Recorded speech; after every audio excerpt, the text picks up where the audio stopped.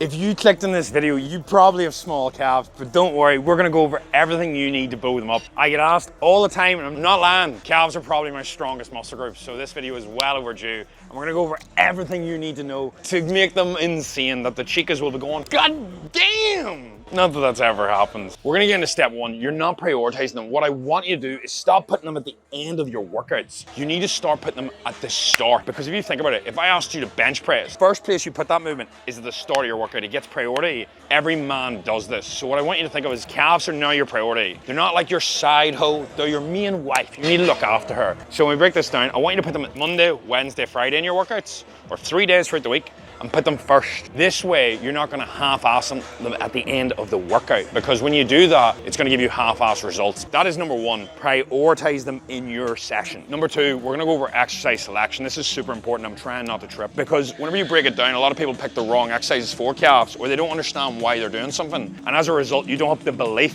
and know what you're gonna do to make them grow. So number one is gonna be a straight leg variation. Now you can do this on a leg press or anything. It's just as long as the leg is straight. We're gonna have bent leg, and we can also have a single leg variation. Now I'm gonna talk you through the best variations that I like in this. Now you can use the leg press or the Stanton calf raise.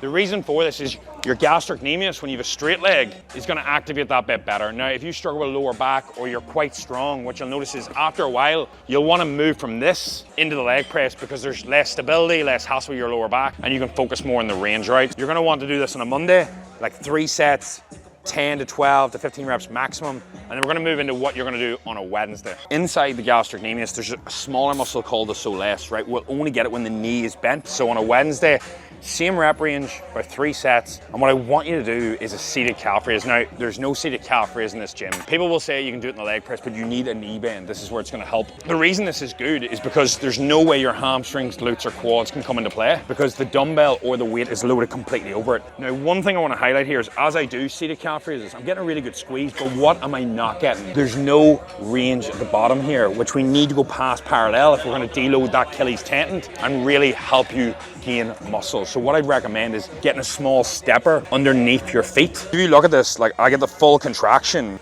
but then I'm stopped by the floor. Whereas if I was to calf raise from a platform, I can go full way up and I can get a full stretch. Otherwise, this would be the equivalent of doing like a half a fly with no stretch, or half a bench press. You need to train a muscle for a full range. And on the seated calf raise, you're also gonna want around 3 sets, 10 to 15 reps with about 2 minutes rest in between. Now, the last move I want you to do on a Friday is gonna be a leg press calf raise, but the reason this is different is because we're gonna do it single leg. Now, this is gonna be a pain. We wanna do single leg just to mix it up, but also to really work muscles, not so one's overtaking the other. It's the same way we do that with most muscle groups. So when we do this movement, I would sit this one down. You're gonna come up, squeeze, control the negative. And this is gonna give you a good variation of 2 straight leg variations throughout the week to work the gastrocnemius, and 1 for the soleus. And you're gonna do 3 sets, 10 to 15 reps again, and you're gonna take 2 minutes rest between the full set. 3, what I want you to do is add a set every 2 weeks. Now you might be thinking, Tony, how much am I gonna build up? Do that for about 12 weeks, roughly, until you hit 5 sets on a Monday, 5 sets on a Wednesday, 5 sets on a Friday. Now, that will bring you from 9 sets to around 15 sets total.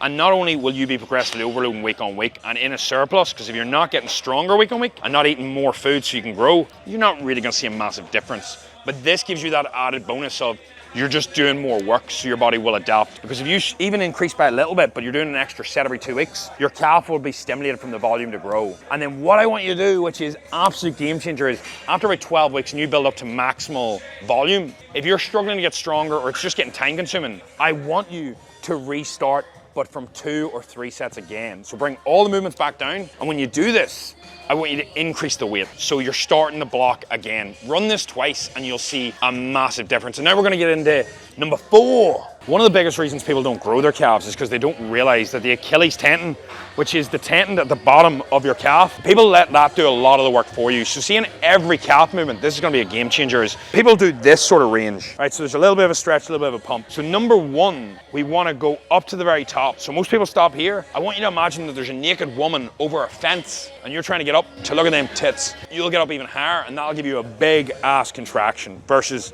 this sort of like 3/4 range. And then at the bottom, most people just stretch to here, right? And that's okay. But your Achilles tendon won't deload unless you go deeper and you get a longer stretch.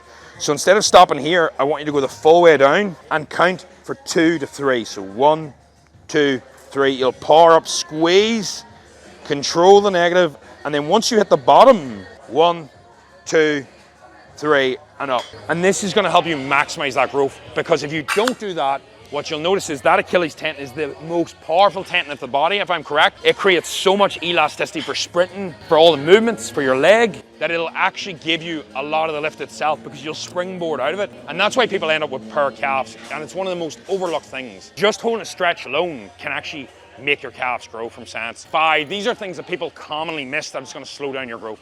Number 1, if you're not in a surplus, you're not gonna grow that fast. So get in a surplus, prioritize them, just like I said at the start. Number 2, if you still struggle to see growth and you've done this block, what I want you to do is add rest pauses. So for example, a rest pause is where we would do a calf raise set. This is a standing calf raise, and I hit failure. I want you to step off, take 10 seconds, and then go back in for 3 to 5 reps. This is gonna increase the volume again, but shorten the window in which you do it. Then what I want you to do is, if you still struggle or you don't like rest pauses, is at the end of a set, if you do, say, a single leg calf raise or a dual leg, at the end, whenever you finish the set, just try and hold the stretch for 45 seconds weighted, and that's gonna make a big difference. So you put that at the end of Monday, Wednesday, Friday, you put a rest pause there, but just do it on your last set, otherwise your fatigue can add up. And one of the main things you'll realize, if you're doing too much, you'll notice your strength drops off quicker whenever you should be getting stronger.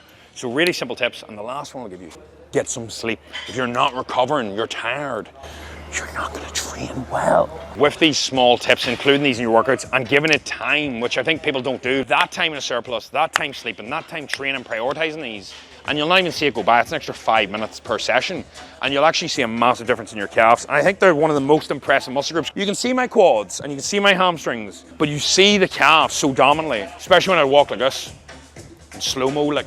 That's pretty much us wrapped. Let me know what you think of this. If you want more workout tips, you can throw it in to improve your shape. Just let me know in the comments, subscribe, drop me a message on Instagram if I can help you with anything you want any muscle groups done. I appreciate you. Big love. See you in the next one. Subscribe.